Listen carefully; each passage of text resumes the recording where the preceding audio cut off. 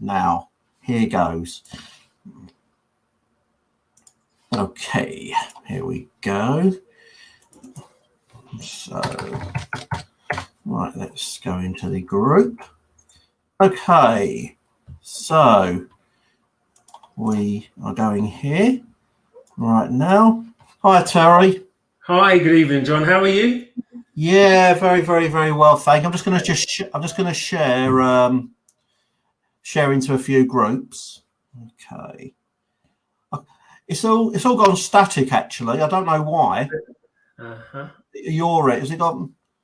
No, I'm fine here. I can see movement. I can see you. I can't see movement. Yeah. You Okay. can't. Yeah, that happens sometimes with, broadband connections, and hopefully it'll clear up. That's okay. Let me just have a look again. Live. Right. Live. Wedding event hospitality group. Right. Okay. Okay, yeah, that's better. Thank you, Terry. I'm just going to share this into my main profile right now, Cool. and then we'll get started. Thank you. Okay. Just get that shared there. 1 second. Copy there. Share there. Let's just get a bit of an audience up. Sure, why not? Thank you. Okay.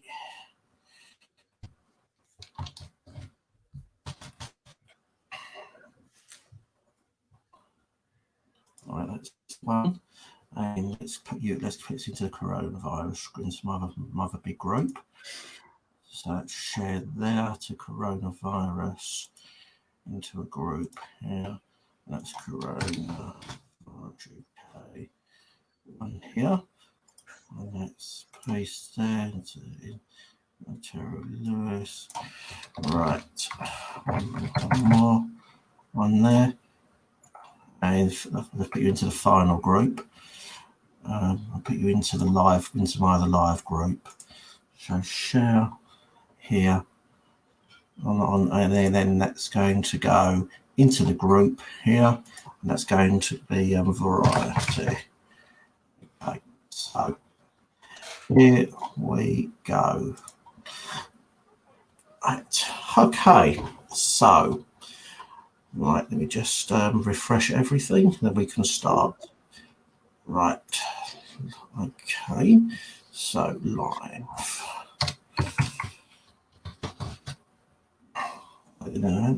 For here we go. Okay, so ladies and gentlemen, a very, very good evening to you all. Just to introduce myself to you, my name is Jonathan Waterman. I'm an award-winning wedding and events Toastmaster, coordinator, planner, celebrant, auctioneer, consultant and booking agent.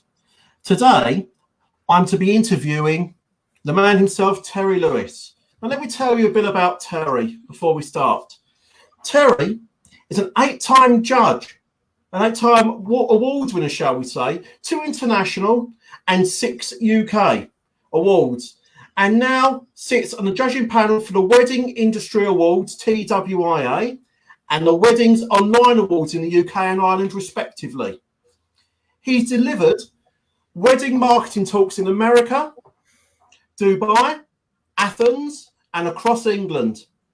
Through his book, 12 Habits of Successfully Booked Up Wedding Suppliers, online marketing course Phoenix, and social media posts, he's helped thousands around the world understand how to separate themselves from the market to make getting booked by quality brides and grooms inevitable. Terry's link to his website is www.weddingmarketingmastery.co.uk.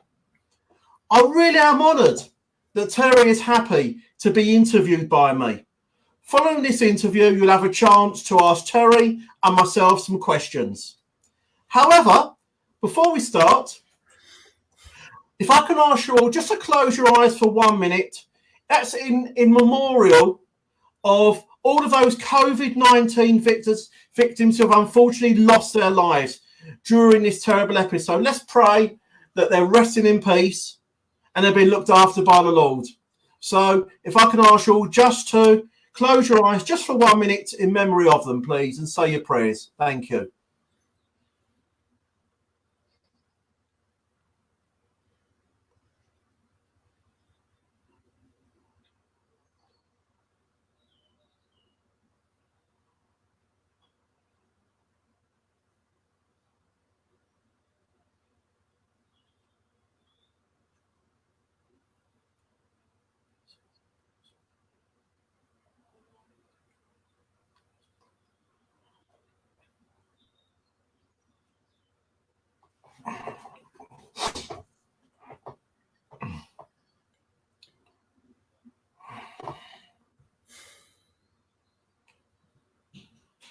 Ladies and gentlemen, thank you.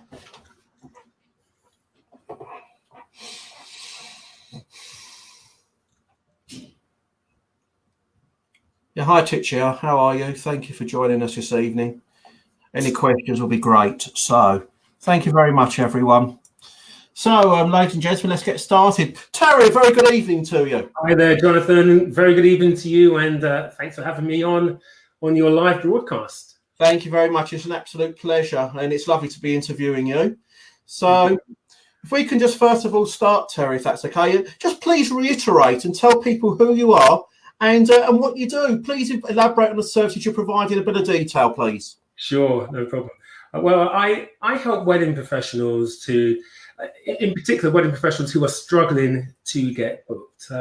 Wedding professionals who are good at what they do, but for some reason, brides and grooms are either price shopping them or they're sidestepping them, they're hiring other people. And what I've learned to do over a number of years is how to bridge that gap, how to help wedding professionals see what's missing in their marketing and sales strategies so that they can get from A to B. That's essentially what I do. But I would also add, Jonathan, that everything that I teach has been proven to work, first of all, inside my own wedding business. Because I never, ever, ever want to be just talking theories to wedding professionals. They come to me because they're experiencing some pain. And I don't want to give them theories. I want to give them proven strategies that have worked. As I said, first of all, for me, then within my inner circle of wedding professionals that I trust and trial it with them. And only once I know that it's worked for others when I then introduce it to wedding professionals who I don't really know but have heard about me and want to move their businesses forward. Well, I think that's a great thing, really, that you what you do is, in essence, you beta it out so people can test your theories. So, for example, things like you've got your wedding mastery courses, you've done certain things. As I say, you've done your you give people theory tests and everything. And it's, and I like that, though. You're giving people a beta version. And once the beta version has been proven, then you're actually marketing it out to everybody. Is that correct? Am I right to say that? 100%, yeah.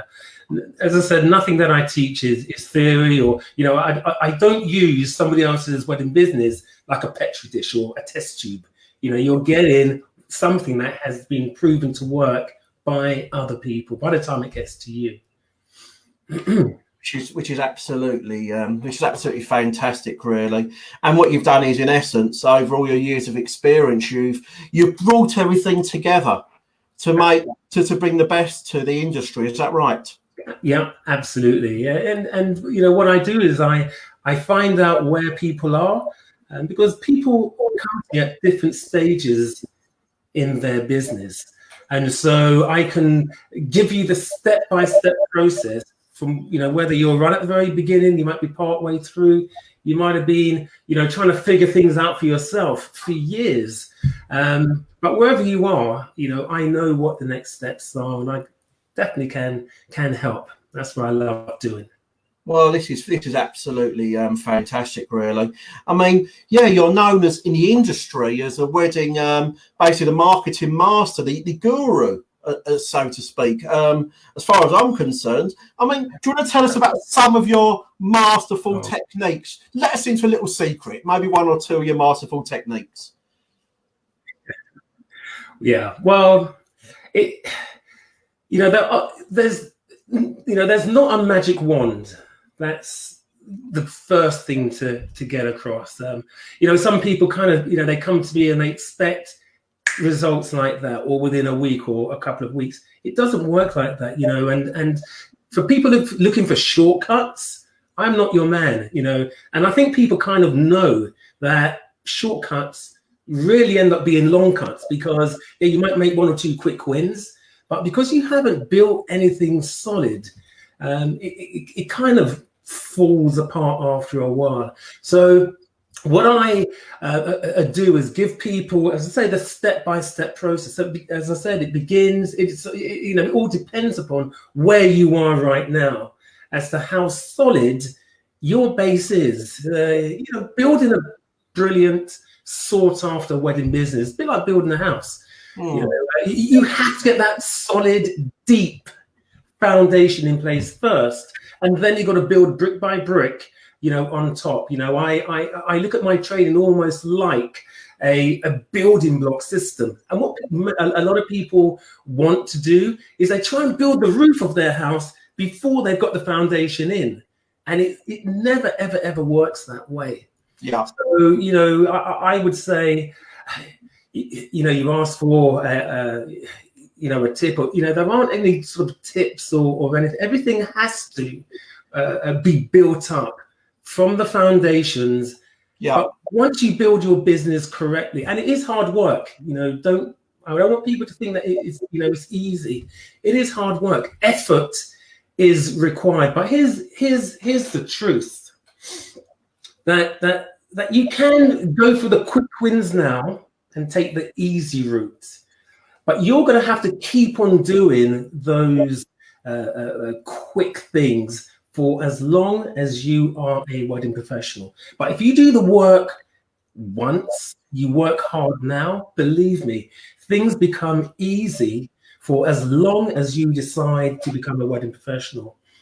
And, so what do I mean? I mean, within my wedding business now, when I was going for the quick wins, Jonathan, I kid you not, I felt like I was on this hamster wheel.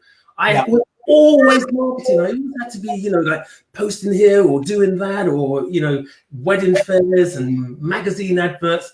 Not that there's anything wrong with those, but you are on that hamster wheel. And the minute you get off that hamster wheel, inquiries are going to dry up.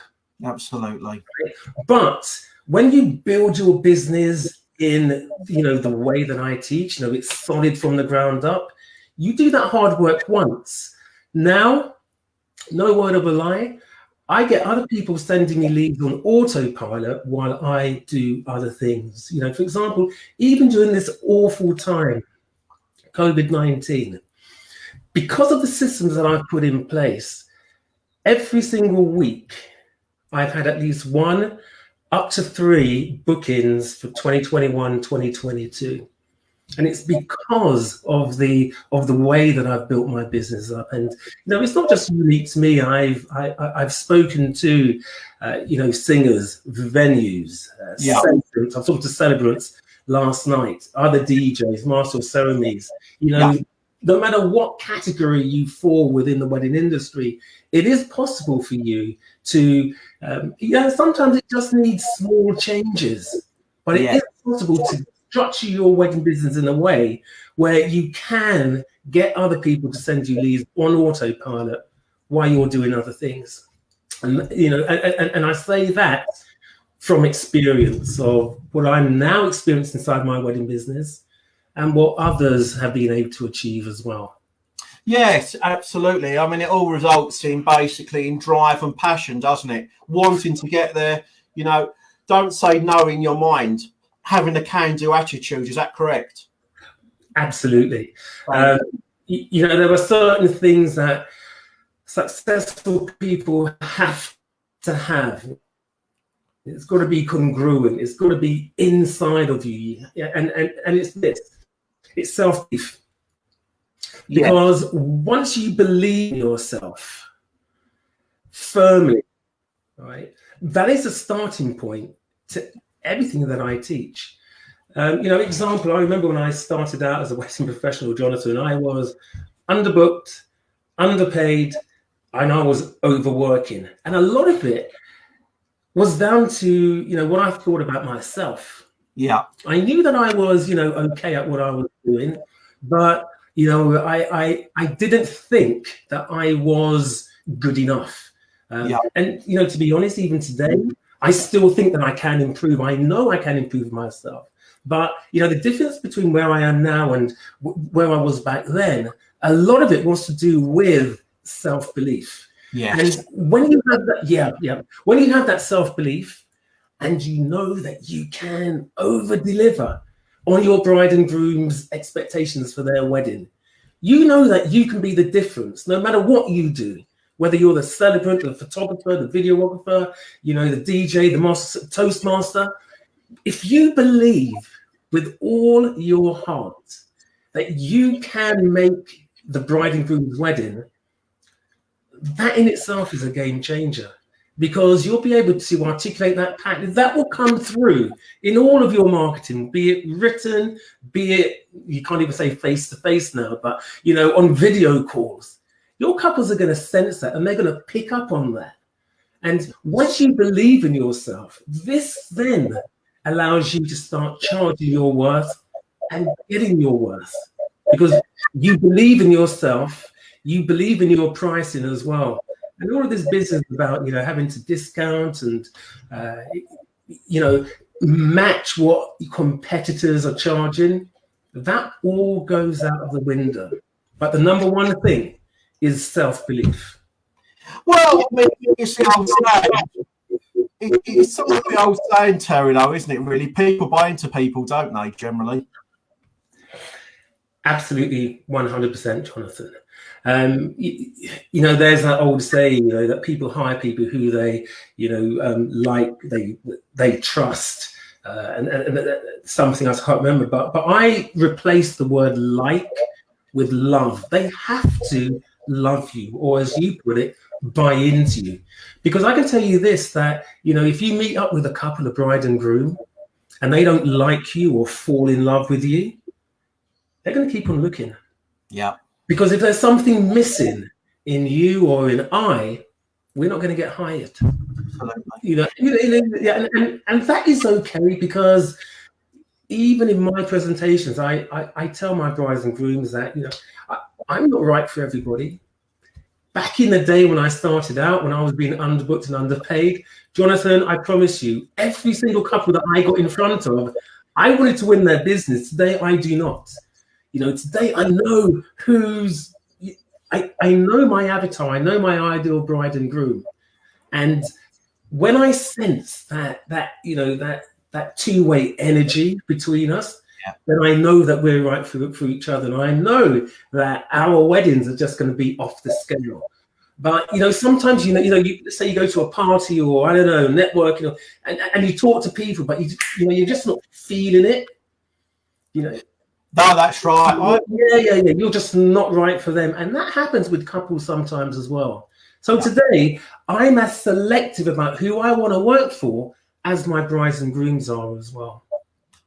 Well, I think that's good, because it's all about that. You're right. It's a synergy. It's having that synergy, having that level of energy, having that rapport between you. And that means so much, because the wedding, you would hope they get married once in a lifetime. They want to make it great. Right. And it's and you are right. If clients do like you, they will. Price hopefully isn't an issue, and they will pay for your services. And price. I'm glad you've raised it, because a lot of people think that price is it is important, but it is not the number one driving factor behind getting booked by a long way. Mm-hmm. If you're able to articulate your difference, your brilliance, the one thing, I was saying to the people that I was talking to yesterday that, there's 7 billion people on this planet. There's one Jonathan, there's one Terry, there's one whoever you are tuning in. There's only one of you. And you've got your special brand of being a celebrant, a DJ, a Toastmaster, a florist, photographer, whatever your particular service is.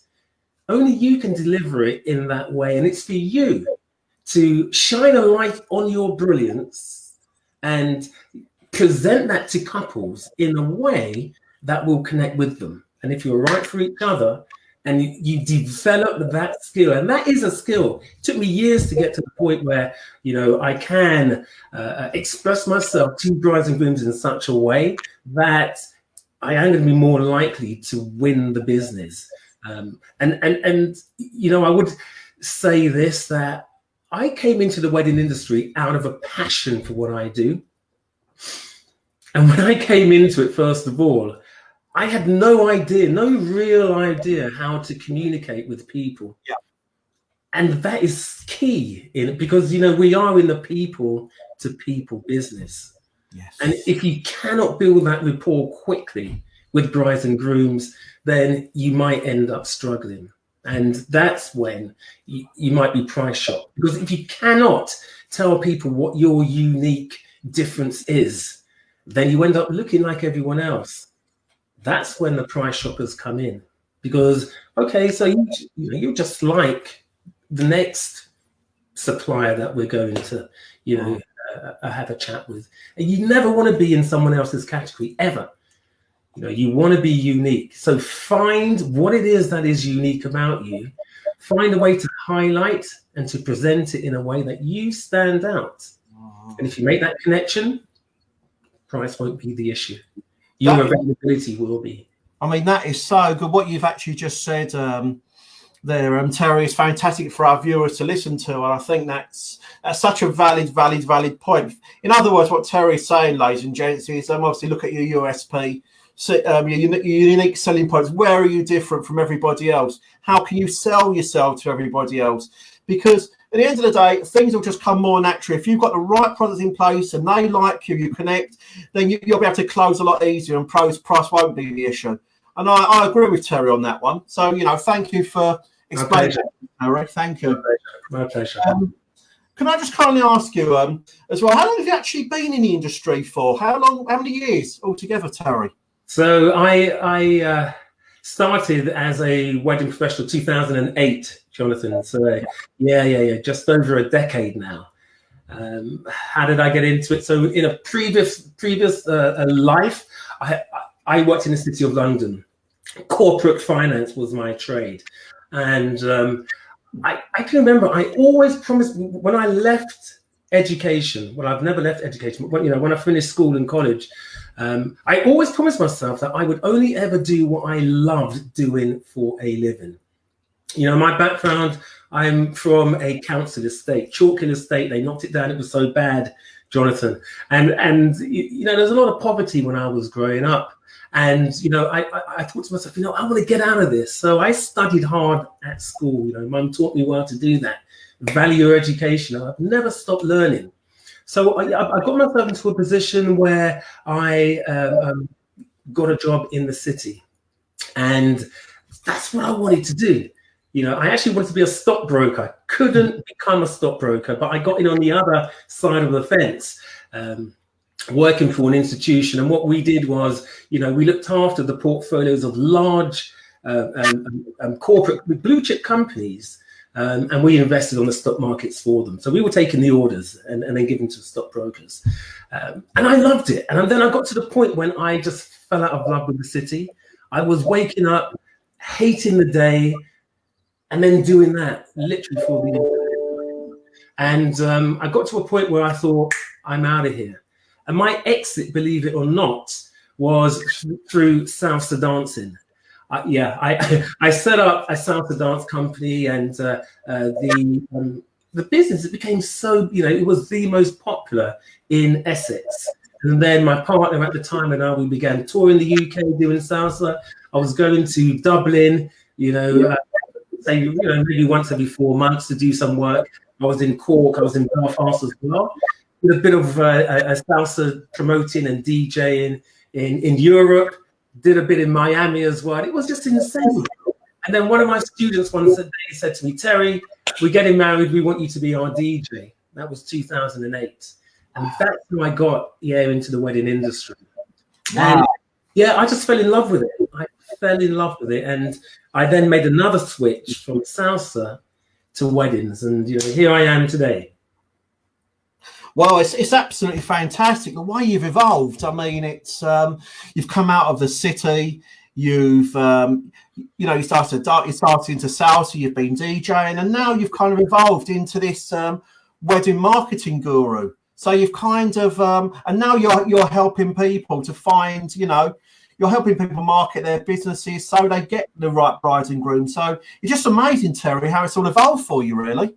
Yeah, it is. And the reason why I do what I do now is I can tell you when I entered the wedding industry in 2008, as I said earlier, I was struggling to get booked, Jonathan. I was price shopped constantly, even venues that were using my services, they were insulting me with pay. Let me put it that way. Today, I charge premium. Yet, and this is why I want to say to your listeners and to your viewers that it's not about price, because even at top prices today, I am still oversubscribed. I turn away about 50% of the inquiries I get every single year due to being already booked. And this is from both UK weddings and also the international weddings that I do. And that's all only been possible because of the way that I've built my wedding business and what I've done, with my book and my course. I kind of reverse engineered. I thought, wow, this is where I was, this is where I am today. Other people are struggling. What was it that I did? And at first I thought to myself that this would only work for me, but there's nothing special about me. And then I thought, oh, it would only work for other wedding DJs and master of ceremonies. So I began teaching them. Some of them began to get different results. And then my first one-to-one student was a wedding stationer. And because what I teach is it's nothing to do about DJing. It's nothing to do about being a master of ceremonies. It's about how to connect with brides and grooms in a way that they think you're inside their head, joining in the conversation that they're already having, providing the solutions in a way they think is going to be amazing for their wedding. So when they end up stumbling upon you, they end up booking you more often than not. Well, yeah, that's a very, very interesting point because bride and grooms, they're coming to you, they're attracted to your marketing, to your website, to whatever else, but they're coming to you for a solution. So you've got to say to yourself, sometimes it's not about your credentials, it's not about this, it's not about that. It's providing you basically can provide that solution, you can provide it effectively, and you've got your marketing behind it. Is that correct? Yeah, to an extent. So, let me put it this way. Let us say that you're a photographer. They're not buying or they're not hiring a photographer or a DJ or a Toastmaster or even a venue. What they're hiring is an experience. Okay, and until they can understand, until they can almost roll the movie forward of their wedding with you in the frame as part of their wedding, it's not going to happen unless you can really put yourself into the picture. It's almost like having, two different cars. You can have a banger, you can have, a Rolls Royce. They're both cars, but the experience that you would enjoy driving in the banger is going to be completely different to the one driving in the Rolls Royce. You're going to hopefully, if the banger doesn't break down, hopefully you're going to get to the destination.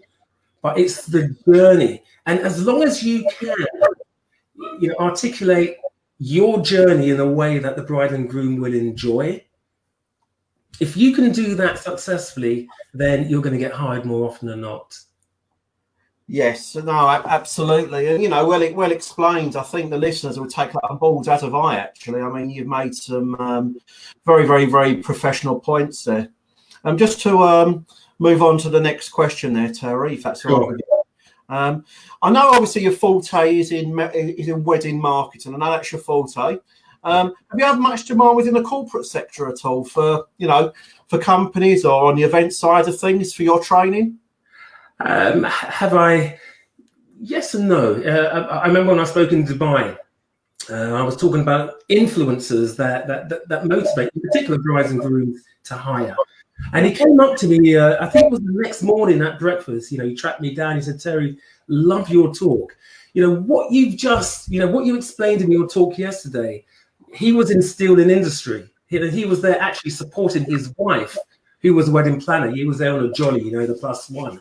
And he said, what you taught would actually work inside my business, because it is, I said earlier, I don't talk about DJ Master Ceremonies. It's business strategies that work." And I thought, wow, that's really interesting. You're instilled in industry, and you think what I've got to say could apply to, your the company that you work for. And then again, I was invited to speak in Essex to a group of DJs in my profession. And there was a guy in the audience, worked for Barclays Bank. He said, "Terry, I would love you to come in to talk to my team." So, on the edges, outside of what I do, there seems to be interest in the way that I help people to understand business and marketing and getting booked up in a way that I guess transfers across into other industries as well. No, well, that's very, very, very good. Just I want to ask a question from one of our viewers here before we move on. Mitchell Carroll, who's been tuned in for quite a while. Thank you for joining us, Mitchell. And a question to you there, Terry. My company has just won Essex Wedding DJ of the Year. Well, congratulations. And I feel really down and gutted that we can't show it off, etc. What advice would you would you give if I've entered for 3 years and it's finally paid off? So in other words, he's been going to it for 3 years, and the third year he's won the award. What advice would you give? Is this something you could help him with, do you think? Yeah, so I'm not sure I understand the question. What he's saying that he's won and he can't do anything with it? Is it? Yes. Well, absolutely, you can. Now is the time. You don't want to come out of lockdown with the same business that you entered lockdown. Okay, we are in confinement. There's, even if you don't want my education, there's lots of education out there. And it would almost be a crime to come out of lockdown without going over if you don't think your marketing, your website, the way that you communicate, your email sequence when people sign up, if you don't think that is up to scratch, now is the time. A lot of people are saying, "Oh, I wish I could do this if I had the time." You've got the time now. So you've got this award. Start thinking about how you can incorporate that into your marketing in a way that your ideal bride and groom are going to connect to and like and love. So yeah, you can why do I focus on the website? Well, that is your main shop window for where couples are going to go to in order to get more information about you. Yes, of course, they're going to find you on social media. But when you get people on social media, your goal, I believe, is to get them off social media where there are thousands of other people like you, onto your website where you've now got them in isolation. That's got to be your goal.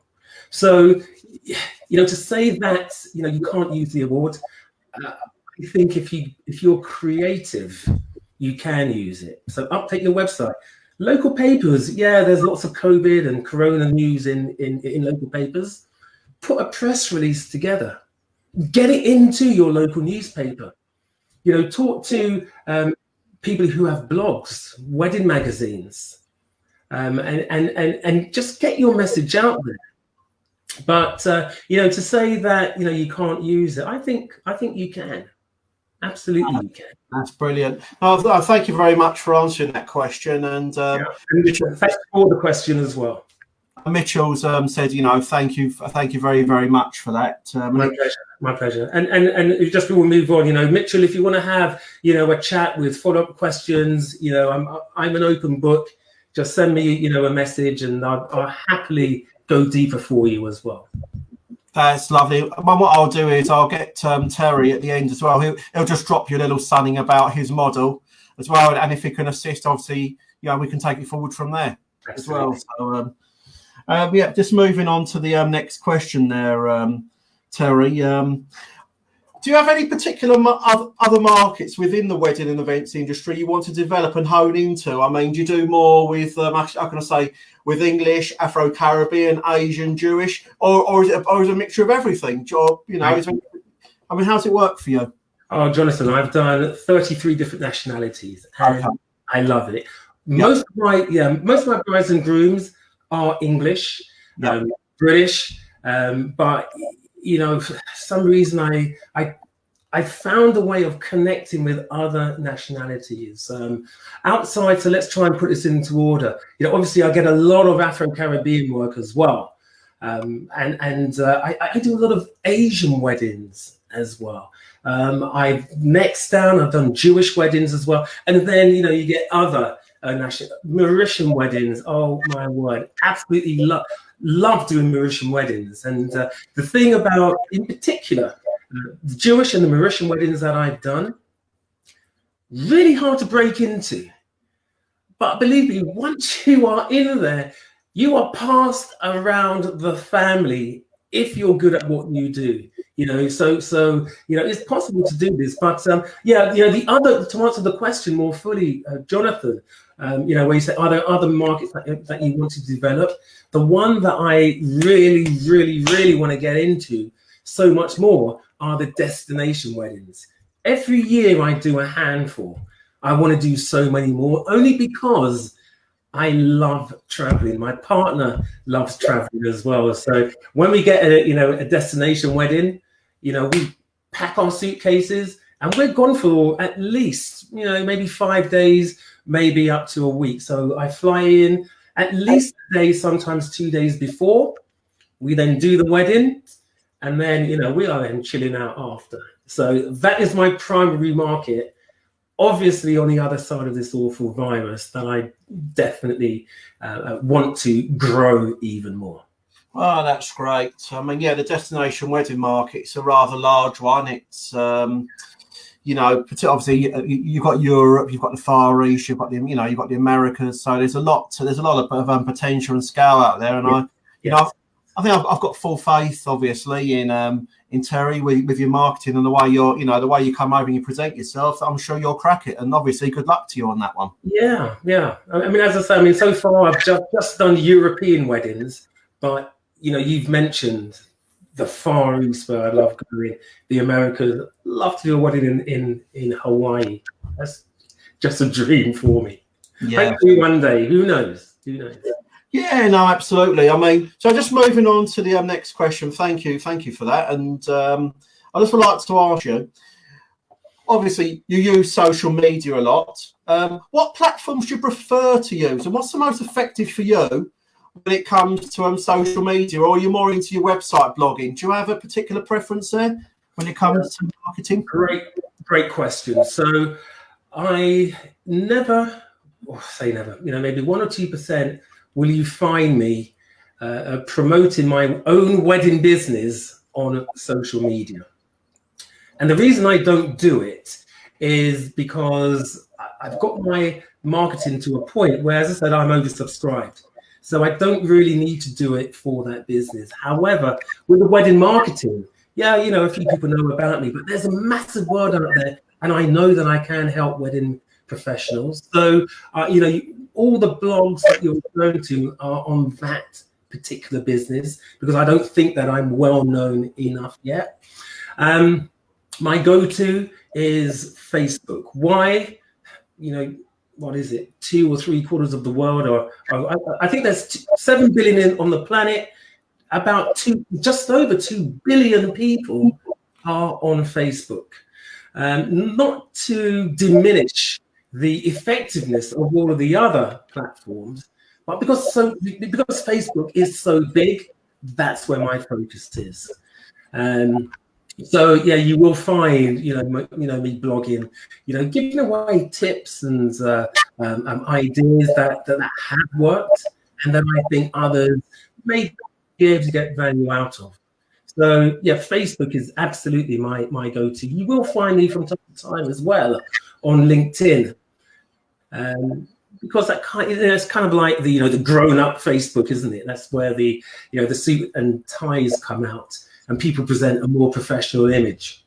So they're my main two platforms.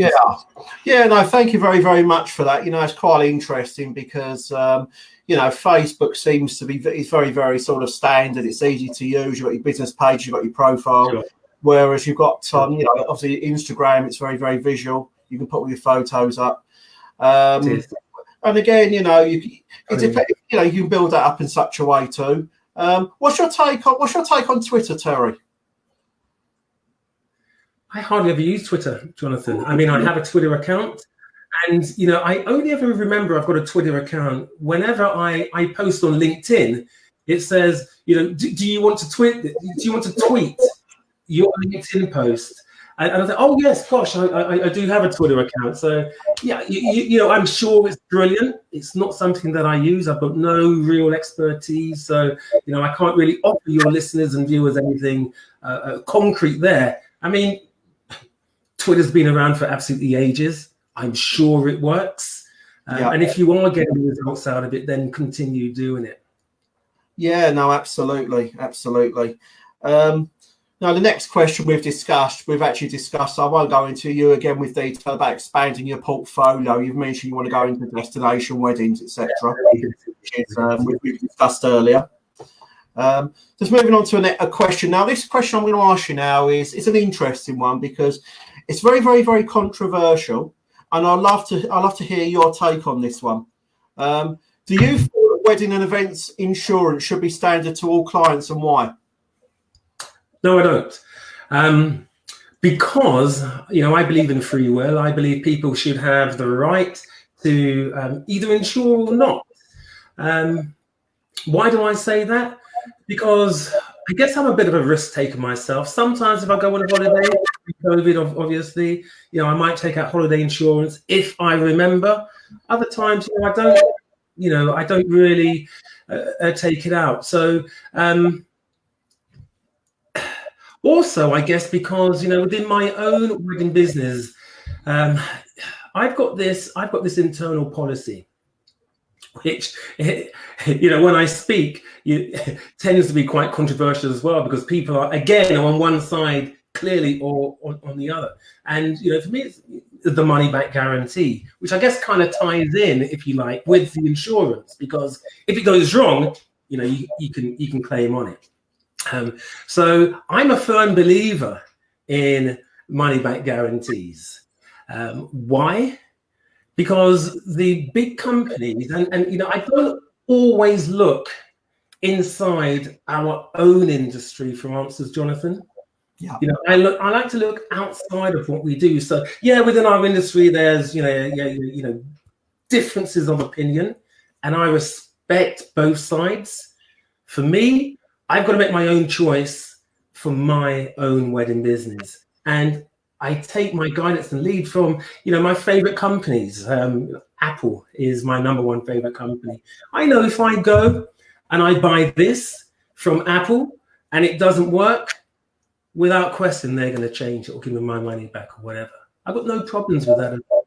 And because I want to be offering my brides and grooms a service that I think, I want them to see as premium, as the best, as solid, as trustworthy.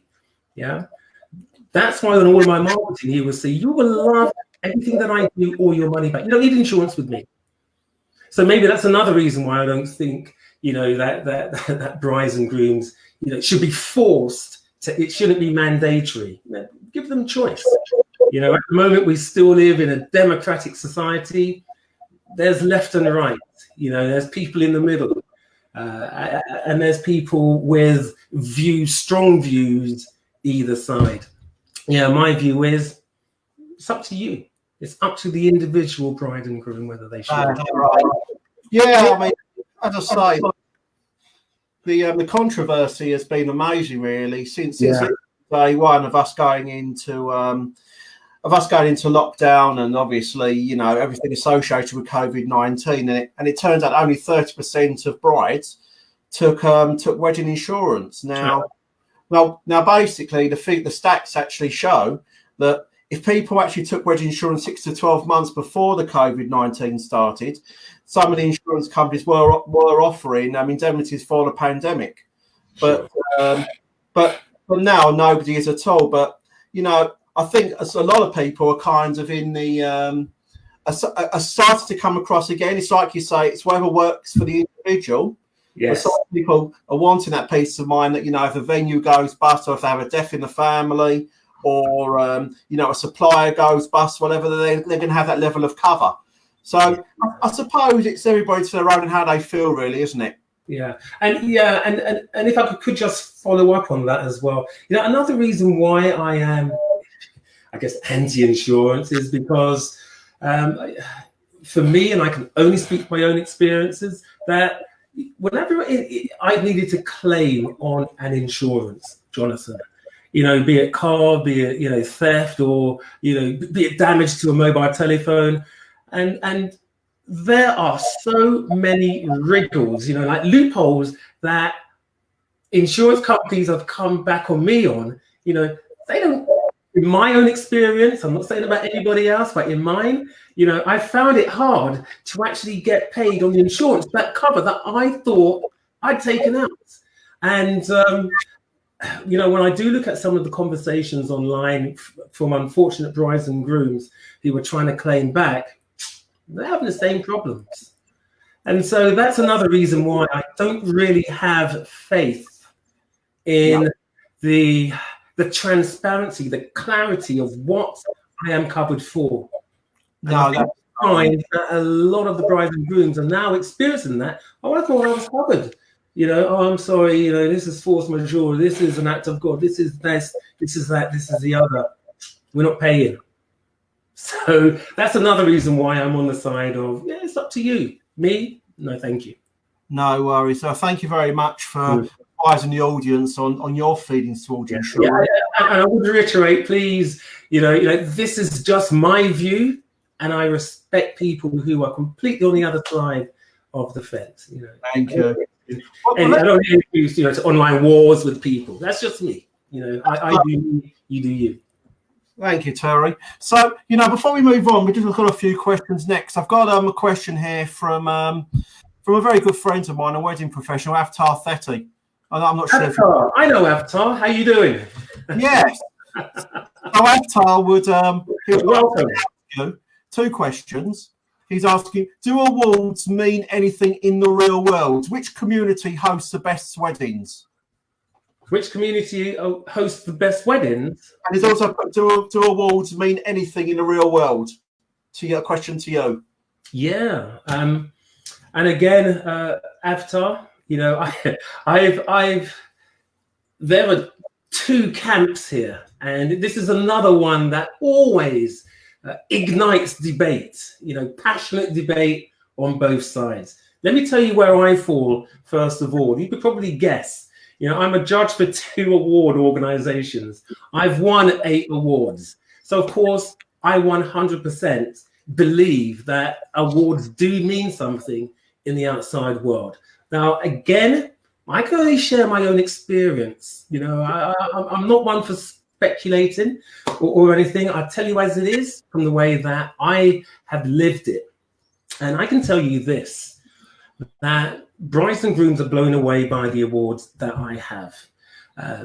Now, I know that some awards inside our industry, we know where the credible ones are. Yeah. And we know where the awards that have less credibility are as well. And I've got both. You know, I've got some awards that are like coveted, you know, the Oscars within our industry, and I've got some that are less well known and less well regarded within the industry. You know, and you and I, as I said, as suppliers, we know which ones they are. But the brides and grooms do not. brides and grooms that I have spoken to, my avatar, no pun intended, avatar, are those that are impressed by awards. And it has helped to separate me easily from my competitors. Because when I market to my brides and grooms, I do so in a way that I always, and I highly recommend that everyone listening does this as well, you want to market your differences. So if you've got a ton of awards, you've got to shine the light on those. Because don't forget, after the bride and groom have put the phone down, or they've driven away from your meeting, or the end of the Skype call, they're onto a meeting with another supplier. And if you're all talking about the same thing, you can be price shocked. It's going to be hard to differentiate you. But if you're all talking about the same thing and you've got some things which are different to everyone else, they're going to look at you, and or should I say that my couples end up looking at me thinking, oh, well, Terry has this, but these other guys, they can't offer it. And so 100%, if you've got differences, market your differences. The other big difference that I market is, as I spoke about it earlier, the money back guarantee. Now, because I know that, so few people offer a money back guarantee, I like to make a big thing of it. Why? Because I want to market my differences. I want to stand out from the crowd. And anything that makes you stand out in a positive way is a good thing. That's my view. That's my view on awards. Well, that's absolutely fantastic. Now, he also mentioned, I suppose, which community hosts the best weddings. So, in other words, what he's asking is, do you feel, from your level of experience, Afro-Caribbean, Asian, Jewish, English, or do you feel so much for a muchness it's on the day? Sorry, Jonathan, say that again. That's okay. Avatar also asked which community hosts the best weddings. Now, what he means by that is from your level of experience, of Afro-Caribbean, Asian, and Jewish, English, any particular preference? So which ones do I enjoy the most? Is that what he's asking? Yeah. Yes. Okay. Yeah. Avatar. There's a number that I enjoy, and if you were to say to me, Terry, which ones do you know are just going to just ignite and are going to be amazing fun? Without a shadow of a doubt, it is the Irish weddings. There's no question about it. No question at all for me. I don't know what else goes on out there, but for me, the minute I do an Irish wedding, there is no warm-up. I'm sorry, and there is no cool-down. It is just this crazy explosion that goes off. And I don't know. I don't know what it is about the Irish. They love to dance, they love to drink, they love to have a good time. And when I'm at their wedding, man, we are all having the time of our life. That's absolutely brilliant. And the other question Avatar's asked for you is, when do you see weddings coming back on, Terry? What do you think? We don't know is the answer. When all this went down on, back in March, I remember talking to my partner, Julie, about this. I said, darling, I can't see weddings happening until September at the earliest. At the earliest. And, about a week after, I said that I've been taking a booking every week since lockdown because of the way my business is structured. One couple booked me, Jonathan, can you believe it, for the 10th of August. Wow. This, when I was talking about the meeting, I said, is this for 21? No, Terry, for this year. I thought, wow, but and I couldn't see that wedding going ahead. Took the booking anyway, because, we do, the way that we are going to survive right now as wedding professionals is through deposits that we take for forthcoming weddings. Yeah. Avatar, I can't see anything. Well, back in March, I was saying September at the earliest. Who knows? We don't know. The game changer is going to be the vaccine, without a shadow of a doubt. No. because, you know, people need certainty. People need to feel safe. And if you don't feel safe, you know, if loved ones can't travel from abroad to attend your wedding, you know, if there's going to be this, you know, you're looking over your shoulder at this invisible enemy that could strike down, you know, literally, let's face it, you know, the 100 or 50 or however many people there are at the wedding, there's that unease about the whole thing. So yes, we need that vaccination. That's what we need. And that's when certainty, I believe, will return. So when will weddings kind of get back to normal? When the scientists come up with the jab for us. Yeah, no, thank you very much. And Avatar, some fantastic opinions there from Terry, and hope that's been of assistance to you, just to in answer to your questions. Yeah. So just to answer, just a few more here. Very another question here from Mitchell Carroll, who wants to ask you another question. Mitchell, do you think it's safe for the DJ / request, etc.? I don't think that anything will happen till a vaccine.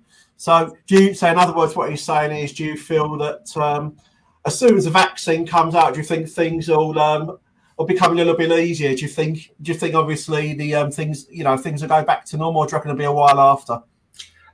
you know, I don't think things are going to go back to the way that they were.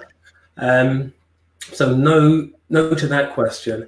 Yeah, as I said in my answer to Avatar, I think the vaccine is really the pivot to confidence being returned within the wedding industry, within the economy, within the world.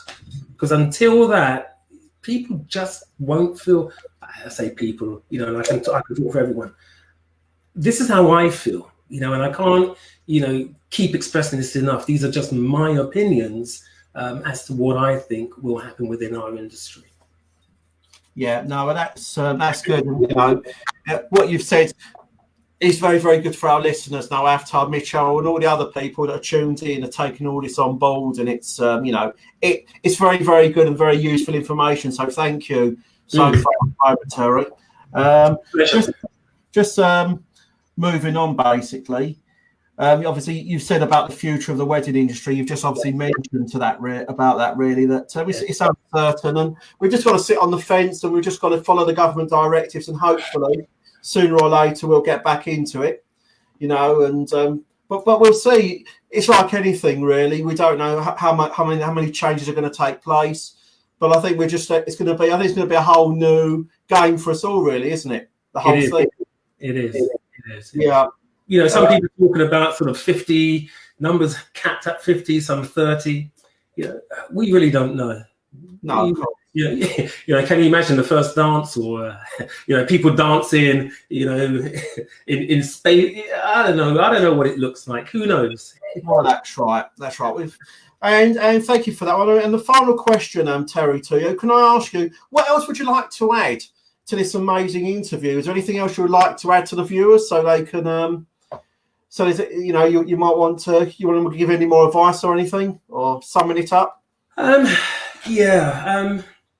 What would I say? So I think if I were to close on a message, you know, it needs to be a topical message. So you know, the whole COVID-19 thing, and you know, I can just I guess wrap it up by saying how I deal with it. Wedding professionals out there, some of them are going to be asked for their money back, others aren't. You know, how are you going to deal with it? And I would say, you know, deal with it in a way that just feels right to you. Wedding professionals are handling it in different ways. Some of them are hanging on to deposits. Others are saying that, you know, you can have my services at a later date. You know, my view is to return any monies paid. And all three of those solutions are happening right now out there. And all three of them are right for the wedding professional, you know, who is out there. I would also like to close with, you know, where you are right now doesn't mean, it doesn't dictate where you are going to be in the future. So if you are struggling right now, it doesn't mean that you have to struggle in the future. There are ways to get out of struggle. You know, believe in yourself, learn from people. It doesn't have to be me, but find someone who has been through struggle and got successfully onto the other side, and you know, find out how they did it. So ask, you know, if you are in pain about bookings, you know, reach out to people who, and this is the key, you know, you want to reach out to people who have definitely found a way out of struggle, who have been through it and found a way out. Yeah, you just don't want talkers. No, but that's a fantastic piece of advice. I can go along with that. Actually, it's always good to seek help and assistance and ask your questions, etc. Whatever you need to know, there's lots of advice out there. Exactly. Just one more question for you before we leave, from Mitchell Carroll again. Mitchell, yeah, and Mitchell's a DJ. Is that right, Jonathan? Yes, he's a DJ, and what he's basically saying, he feels that a lot of businesses won't survive. There's a lot of weekend DJs out there, people that are just literally in it for the weekend. They've got a job during the week, and they're going in at real rock bottom prices, and it's very, very hard to compete on that. Yeah. So the question is, what's the question? Sort of, how do you deal with weekend warriors? Yeah. What's your way to is there any way to overcome that kind of objection? When people are inquiring, is there a way to kind of overcome it, saying, you know, you're full time, these people are weekends, so they may be cheaper doing it as a part time. So he's trying to emphasise, because I'm a full time DJ, I'm obviously, you know, I've got the direction of full time, I've got the credentials, a portfolio. How can I overcome it against price? Sure. You know, again, I can only answer from my own experience, Mitchell, and it's this. So, yeah, when I started out, I was being paid 185 quid for my services. Today, the highest price I've charged is £2,000. My average bride and groom will pay me £1,500 for a full day. You know, it's like a massive difference from where I began. And when I started out and I was operating that market at, you know, the lower end, yes, I found that, you know, I must have been competing with weekend warriors and coffee shop wannabes and you know, the likes. And, you know, there's nothing wrong with that, because people have to start somewhere. So, you know, today I welcome them into the market because they offer choice. But Mitchell, here's the thing. You know, a couple who are looking at prices at that end of the market need to have DJs to service that end of the market. And if you are, you know, I sense you're unhappy at that end of the market. You know, there are ways to extract yourself out of it and to place yourself firmly, you know, to root yourself and get a reputation at the other end. So, you know, I would, you know, again, I speak from my own experience. I don't compete with that end of the market. You know, my pricing is here because of the way that I deliver a completely different experience. And, you know, Mitchell, I'm sure, you know, you've been in the business for a while. You sound like you've been in the business a while. But have your prices moved as your experience has grown? I don't know if you can ask. In fact, could you ask Mitchell if he doesn't mind just sharing what he charges? Can you type in your people there? Yeah, I mean, if you where he is. Well, that's good, Terry. I mean, yeah, I mean, if you can obviously share with us, Mitchell, what your rough price is. Yeah. Or Mitchell, if you want to, you know, have a private chat with me. I'm after, you know, I'm quite open to that. But the bottom line is, you know, you don't even have to compete at the end of the market if you're not in that market. You know, it's, you know, like Apple competing with, you know, some unknown brand. They just don't compete. Yeah, they both offer telephones, different quality, different experiences. Yeah. So you're able to articulate your differences, It's like I was saying earlier, Mitchell, about, you know, the different cars that you could, yeah, you're both gonna you get to the a destination, but it's the journey, it's the experience, and you know, you need to be able to articulate what your differences are. What is your brilliance? In Thank such you. a way that the bride and groom is like, well, actually, this guy at, you know, whatever he's charging, 100 quid or 50 quid, man, I don't even trust that person with my wedding. Mitchell, I love what you've expressed to me. So it might be, Mitchell, in the way that you are delivering the experience. So you know, these are things that you need to work on, I would say. Well, that's great. You know, what I've done is, Mitchell, though, because I can see you've got a few other questions there. I'm gonna obviously Terry's gonna see this forum with what's happened this evening, so you know he'll answer your questions and he'll link up with you as well, and see if he can be of assistance. Yeah, And just want to say, look, you know, a very, very big thank you to everybody that's tuned in this evening. As this is now concluded, you've, you know, thank you all for taking the time out to listen to our marketing guru here, Terry Lewis, this evening. I want to say a very, very big thank you to you as well, Terry, to you know, for taking the time out yourself to tell us about the industry, about your views within the industry. My pleasure. And ladies and gentlemen, keep well and stay safe. And thank you very much again for tuning in. Thanks again. Thank you. God bless. Goodbye. God bless.